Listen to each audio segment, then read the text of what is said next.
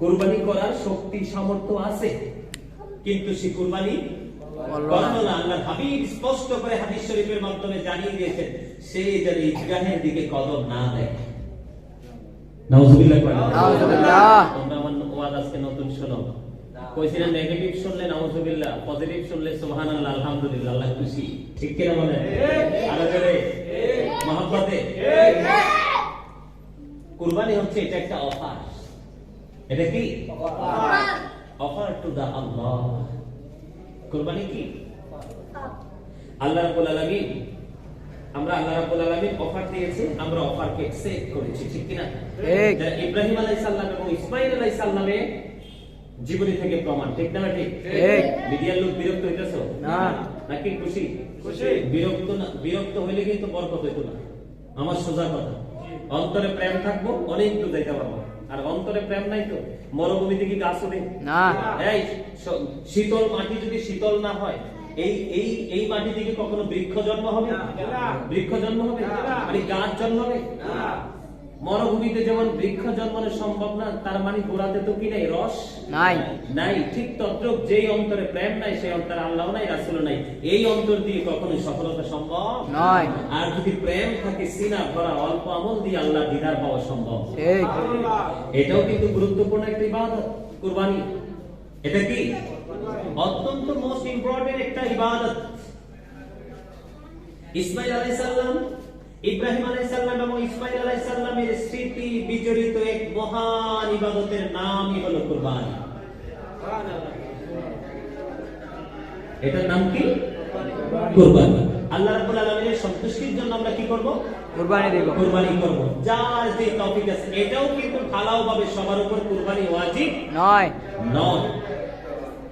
যারা নিসাব পরিমাণ সম্পত্তির মালিক, তার মানে ধনী মানুষ, সোজা হিসাব ধনী মানুষ, অর্থবিত্ত আছে, একবারে হাই লেভেলের ধনী হইতে হবে এরকম না। ফকির, আমি সোজাভাবে আপনাদেরকে বুঝাই দেই, ফকির যার অল্প কিছু সম্পদ আছে, কি আছে? অল্প কিছু সম্পদ আছে, আর মিসকিন তো তারই বলে যার কিছুই নাই। ফকির এবং মিসকিন ছাড়া সম্পত্তির অধিকারী মানুষের উপর কুরবানি করা ফরজ। কুরবানি কি করতে হবে? কুরবানি করতেই হবে। কারণ যে ব্যক্তি কুরবানির পশু জবাই করবে, প্রত্যেকটা পশমের বিনিময়ে তার আমলনামায় সওয়াব দেওয়া হবে। পশু কুরবানি করার পরে রক্ত যখন জমিনে পড়বে, রক্ত জমিনে পড়তে দেরি তার গুনাহগুলি মাফ হতে দেরি হবে না। মা আয়েশা সিদ্দিকা রাদিয়াল্লাহু তাআলা আনহা বলেছেন, কুরবানির দিনে আল্লাহর বান্দা কুরবানির চাইতে উত্তম আর ইবাদত আর কিছুই হতে পারে না। পারে না। জোরে জোরে সুবহানাল্লাহ। সুবহানাল্লাহ। কুরবানি শুধু আমরা যে হজের চাঁদে 10 তারিখ করব এমনটি নয়। আমরা হানাফি মাযহাব অনুসরণ করি, সেই থেকে 10 তারিখ থেকে 12 তারিখ সূর্যাস্ত যাওয়া পর্যন্ত কিন্তু কুরবানি দেওয়ার সময় থাকে। কি থাকে? সময় থাকে। কি থাকে? কুরবানি দেওয়ার সময় 10 থাকে। তারিখ থেকে 12 তারিখ। মাঝখান দিয়ে আরেকটা কথা বলে দেই, গোটা পৃথিবীতে যারা মুমিন মুসলমান যারা আছেন এবং আমাদের দেশে যারা আছেন, এখানে যারা উপস্থিত আছেন, তাদের জন্য বলি, জিলহজের চাঁদের 9 তারিখ ফজর থেকে 13 তারিখ আসরের নামাজ পর্যন্ত আপনাদেরকে কি তাকবীরে তাশরিক করতে হবে? কি করতে হবে? আল্লাহু আকবার, আল্লাহু আকবার, লা ইলাহা ইল্লাল্লাহ, আল্লাহু আকবার, আল্লাহু আকবার, লিল্লাহিল হামদ, আল্লাহু আকবার, আল্লাহু আকবার, লা ইলাহা ইল্লাল্লাহ, আল্লাহু আকবার, আল্লাহু আকবার, লিল্লাহিল হামদ, আল্লাহু আকবার, আল্লাহু আকবার, লা ইলাহা ইল্লাল্লাহ, আল্লাহু আকবার, আল্লাহু আকবার, লিল্লাহিল হামদ। এটা কত তারিখ? 9 তারিখ, মানে ঈদের আগের দিন ফজর থেকে। কত থেকে? ফজরের নামাজের আমরা জামাত যখন পড়ব, ফরজ নামাজ যখন পড়ব, সালাম ফিরে তাকবীরে তাশরিক দিব, পড়ব, তারপরে আমরা মুনাজাত দিব। এইভাবে 13 তারিখ, তার মানে ঈদ হবে কত তারিখ? ঈদের দিন। আমার দিকে দেখেন, ঈদের দিন হলো 10 তারিখ, কারণ সাধারণ মানুষরা বুঝে না, সাধারণ মানুষের জন্য কিন্তু ভেঙে ভেঙে বলে দিচ্ছি। ঈদ হবে 10 তারিখ। কত তারিখ? 10 তারিখ। কি 10 তারিখ কি? তারপরে 11 তারিখ, তারপরে 12 তারিখ, ঈদের পরের দিন, তারপরের দিন, তারপরের দিন আসরের নামাজে এই তাকবীরে তাশরিক করা শেষ হবে। হয়ে যাবে। কথা কি মনে থাকবে? ঠিক। এটা আমরা কুরবানি করব। কুরবানি তো আমাদের জন্য বিশাল এক নিয়ামত। কুরবানি কি আমাদের জন্য বিশাল এক নিয়ামত। নিয়ামত। তবে কুরবানি আমরা যে করব, কুরবানি যে আমরা করব, কুরবানির কিন্তু কিছু কুরবানি করার কিন্তু কিছু কন্ডিশন আছে। কি আছে? কিছু কন্ডিশন আছে। আমাদের দেশে কিন্তু বিশেষ করে গোশত বন্টনের ক্ষেত্রে কুরবানি করার পরে আমরা গোশত বন্টন করতে গেলে এখানে একটা জিনিস মনে রাখতে হবে, কুরবানি কিন্তু মুসলমানের উপর ওয়াজিব, ফরজ, কোন অমুসলিমের উপর না। ঠিক কি না? একজন স্বাধীন মানুষ কুরবানি করবে, কোন পরাধীন মানুষ নয়। একজন মুকিম মানুষ কুরবানি করবে, কোন মুসাফির নয়। নিসাব পরিমাণ সম্পত্তির মালিক তিনি কুরবানি করবে, কোন ফকির মিসকিন নয়। তারপরে হলো কুরবানি যিনি দিবে, কুরবানির পশু জবাই করার সময় কুরবানির দাতা তিনি পশুর সামনে উপস্থিত থাকবেন। কথা কি বুঝতে পারছেন? আমার কথা কি বুঝে আসছে? জি। এখন আমাদের দেশে কুরবানি করতে গেলে কিন্তু বিভিন্ন রকমের কিছু করে, তার মধ্যে ব্যতিক্রম কিছু কথা আমি বলবো, সব বলার সময় নাই। এর মধ্যে কুরবানির পশু খরিদ করতে হলে কিন্তু আমাদেরকে একবারে নিখুঁত পশু খরিদ করতে হবে। কি করতে হবে? নিখুঁত পশু। একবারে নিখুঁত। কি বুঝতে পারছেন? মানে যেটার মধ্যে কোনো স্পট নাই নাই, এইরকম একটা পশু কুরবানি করতে হবে। বিশেষ করে আমাদের দেশে কিন্তু অনেক পশু আসে ভারত থেকে। কি থেকে? ভারত থেকে। ভারত থেকে অনেক পশু আসে। সবার উপস্থিতি, একটা কথা মাথায় রাখতে হবে, যেই গরু ময়লা আবর্জনা খেয়ে অভ্যস্ত, ময়লা আবর্জনা খেয়ে মোটা তাজা হয়েছে, ওই পশু দিয়ে কিন্তু কোনোভাবেই কুরবানি করা সম্ভব যাবে না। এটা কিন্তু আমাদের সবাইকে মনে রাখতে হবে। দুর্বল পশু দিয়েও কিন্তু কুরবানি করা যাবে না, যেটা কুরবানির স্থান পর্যন্ত হেঁটে যেতে পারে না, এই পশু দিয়ে কুরবানি করা যাবে না। আমাদের দেশে বিশেষ করে অনেক সময় দেখা যায়, অনেকেই কুরবানির পশু যখন জবাই করে তার যে ছুরি থাকে, ছুরিটা কিন্তু অনেক সময় ধারালো থাকে না, পশুর অনেক কষ্ট হয়। কিন্তু এটা কখনোই করা যাবে না। অত্যন্ত ধারালো ছুরি দিয়ে পশু কুরবানি করতে হবে, যেন তার কষ্ট না হয়। কথা কি বুঝতে পারছেন? জি। আরো জোরে। জি। তো পশু যে আমরা খরিদ করব, এটা একদম নিখুঁত, কান কাটা, স্তনের মাথা কাটা, লেজ কাটা, সামনের পা কাটা, এইরকম বডিতে বিভিন্ন রকমের স্পট থাকা কোনো পশু কুরবানি করা যাবে না। আমরা কি কি পশু দিয়ে কুরবানি করব? আমরা কি কি পশু দিয়ে কুরবানি করব? প্রথমত আমরা বাঙালিদের জন্য গরু, ঠিক না? জি। এর আগে কিন্তু আরেকটা আছে, যারা অনেক বেশি দৌলতের মালিক তারা কিন্তু উট দিয়েও কুরবানি দেয়। উট দিয়ে কুরবানি দিলে যারা মিনিমাম ওদের বয়স হতে হবে 5 বছর। কত বছর? 5 বছর। গরু এবং মহিষ দিয়ে আমরা কুরবানি করব, বয়স হতে হবে 2 বছর। কত বছর? 2 বছর।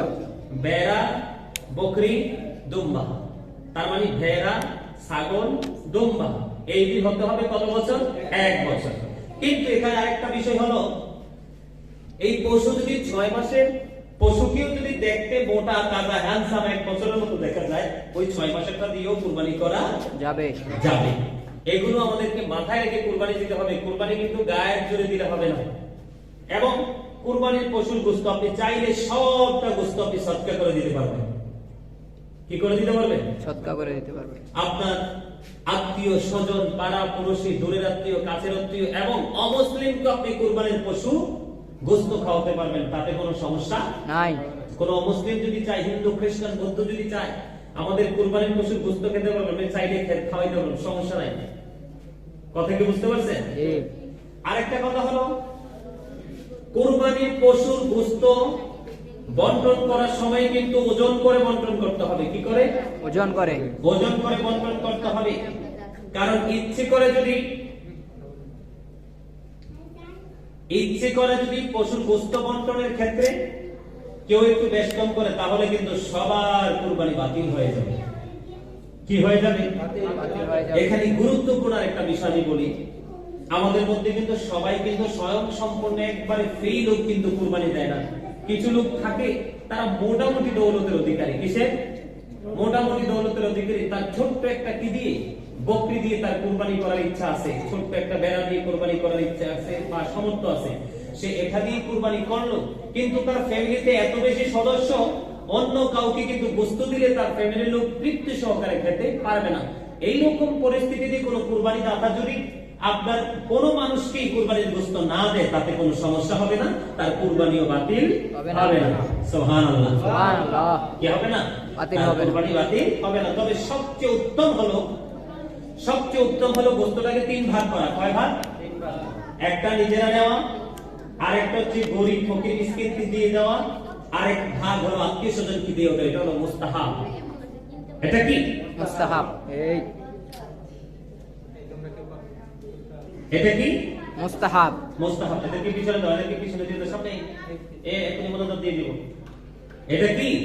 মুস্তাহাব। গোশত 3 ভাগ করা। এখানে আরেকটা বিষয় হলো কোন শিশুর সম্পত্তি থেকে যদি কোন অভিভাবক মানে একবারে নিখুঁতভাবে এই সম্পত্তিটার মালিক একটা শিশু বাচ্চা, কি বাচ্চা, তার পক্ষ থেকে কুরবানি দেওয়া হলো, এই গোশতটা শুধু এই শিশুই খেতে পারবে, পরিবারের অন্য কোন সদস্য এই গোশত ভক্ষণ করতে পারবে না। কিন্তু এখন প্রশ্ন আসতে পারে যে হুজুর, ছোট্ট বাচ্চা, তার পক্ষ থেকে আমরা কুরবানি দিলাম, কিন্তু এত গোশত তো বাচ্চা খাওয়া সম্ভব না। এটা দিয়ে কিন্তু বিনিময় করা যাবে। কি করা যাবে? যেটা পরবর্তীতে কাজে লাগবে, যেমন চাদর, কি জুতা, মোজা, কিন্তু কোনো খাবার, পানি এরকম কিছু করা যাবে না, বিনিময় করা যাবে না, কিন্তু পরবর্তীতে পরক্ষণে কাজে লাগবে, এই গোশতের বিনিময়টা করা যাবে। আমাদের দেশে অনেকে প্রশ্ন করে যে হুজুর, কুরবানির গোশত কি সংরক্ষণ করে রাখা যায়? হ্যাঁ, কুরবানির গোশত সংরক্ষণ করে রাখা যাবে, যত বেশি হোক বিক্রি করার কোনো সুযোগ নেই। আরেকটা বিষয় হলো কুরবানির পশু যে জবাই করেছে, চামড়া ছিলেছে, বন্টন করেছে, এর একটা শ্রমিকের কিন্তু অনেক কষ্ট হয়। কি হয়? কষ্ট হয়। এই কুরবানির জবাইকৃত পশুর গোশতের বিনিময়ে কিন্তু শ্রমিকের পারিশ্রমিক দেওয়া যাবে না। গোশতের ক্ষেত্রে, সবকিছুর ক্ষেত্রে কিন্তু বন্টনের মধ্যে সমতা থাকতে হবে, সমন্বয় করে কিন্তু সমান করে কিন্তু বন্টন করতে হবে। ইচ্ছে করে এটার মধ্যে কোনো 19-20 করা যাবে না। আরেকটা বিষয় হলো এখানে কিন্তু আরো কিছু বিষয় বাকি থাকে, যেমন হাড় থাকে, মাথা থাকে, এরকম হাড়টার অনেক কিছু থাকে না, এগুলো কিন্তু ইচ্ছে করে না, অনিচ্ছে সত্ত্বে যদি একটু কম বেশি হয় তাতে কোনো সমস্যা নেই। কথা কি বুঝতে পারছেন? আমার কথা কি বুঝতে পারছেন? সম্মানিত উপস্থিতি, যদি এখানে কিন্তু আরেকটা বিষয় থাকে, যে বিষয়টা হলো গরুর পশুর চামড়া যদি সকল শরীরদাররা চায় যে চামড়াটা আমরা সবাই মিলে বন্টন করে এটাকে শুকিয়ে আমরা ইউজ করব, এটা কিন্তু জায়েজ করতে পারবে, কোনো সমস্যা নেই। এই চামড়া বিক্রি করে যদি কোনো অর্থ উপার্জন করে, অর্থ পায়, এই অর্থ কিন্তু আবার কুরবানি দাতা খেতে পারবে না। গরিব দুঃখীদের মাঝে এটা বন্টন করে দিতে হবে। কি করতে হবে? গরিব দুঃখীকে এটা দিয়ে দিতে হবে। এবং আরেকটা বিষয় হচ্ছে, যেমন এতিম বাচ্চা কাচ্চা, একটা মাদ্রাসায় পড়ে, একটা প্রতিষ্ঠানের মধ্যে এতিম বাচ্চা কাচ্চা আছে, তাদেরকে দেখাশোনা করার মধ্যে এমন কোনো লোক নাই, এইরকম পরিস্থিতিতে কিন্তু চামড়ার টাকাটা বা এতিমখানাতে দিয়ে দেওয়া যাবে। কথা কি বুঝতে পারছেন? তার মানে এর থেকে টাকা নিজে নিতে পারবে না, কি করতে পারবে না, এর থেকে টাকা নিজে নিয়ে কুরবানি দাতারা নিজে করতে পারবে না, খরচ করতে পারবে না, গরিব দুঃখীদের মাঝে বন্টন করে দিতে পারবে।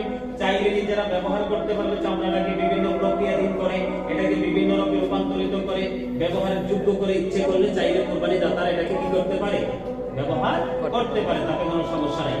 আল্লাহ রাব্বুল আলামিন আমাদেরকে যাদেরকে শক্তি দিয়েছেন, সামর্থ্য দিয়েছেন, আমরা সম্পত্তির মালিক, আমরা সকলে কি করব? আমরা সকলে আল্লাহ রাব্বুল আলামিনের সন্তুষ্টির জন্য আমরা কুরবানি করব। আল্লাহ যেন আমাদেরকে ইসলামী আইন অনুযায়ী, শরীয়তের আইন অনুযায়ী আমরা যেন কুরবানি পশুকে দিয়ে আমরা কুরবানি করে আল্লাহর দিদার পাওয়ার একটা রাস্তা খুঁজে বের করতে পারি, আল্লাহ রাব্বুল আলামিনকে পাওয়ার একটা মাধ্যম খুঁজে বের করতে পারি।